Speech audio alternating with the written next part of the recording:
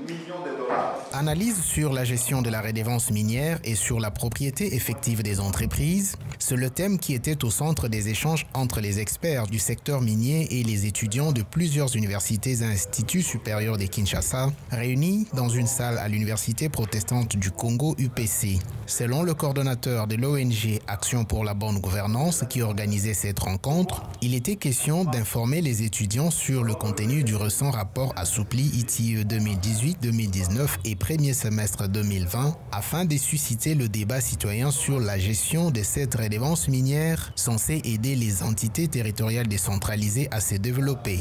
Joël Loaba. Cette activité, nous avions organisée dans le cadre d'accompagner les processus ITIE sur les rapports qui venaient d'être publiés, les rapports assouplis, pour susciter les débats autour de la population. Et aujourd'hui, il y avait la participation des étudiants, les leaders et les leaders des associations. Donc ils étaient vraiment au parfum, ils ont reçu les enseignements des experts. Ils sont censés transmettre l'information auprès de leurs familles, leurs camarades. Deux intervenants ont pris parole tour à tour devant l'assistance pour décortiquer le thème du jour. Gilbert Deningaïdi, expert à l'ITIE RDC, a mis l'accent sur le danger que représente l'ignorance de la propriété effective des industries extractives. Et le coordonnateur de l'ONG South African Resources Watch, SARWA, Maître Georges Bokundu, a quant à lui démontré l'opportunité qu'offre la redevance minière pour les ETD. Si ceux qui contrôlent effectivement les industries extractives chez nous opèrent dans l'anonymat, c'est un danger pour notre souveraineté et c'est un danger aussi pour notre économie dans la mesure où nous ne saurons pas qui fait quoi effectivement dans les secteurs extractifs.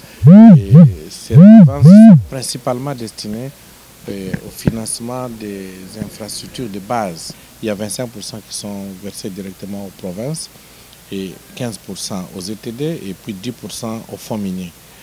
Il fallait donner ces éclaircissements aux étudiants parce qu'ils sont censés connaître ce que le législateur a mis à la disposition de la communauté tout entière et qu'à leur tour aussi poser la question. Parce qu'au niveau de l'ITIE, c'est la transparence. Il faut que tout le monde connaisse ce qui se passe dans le cadre de l'industrie extractive.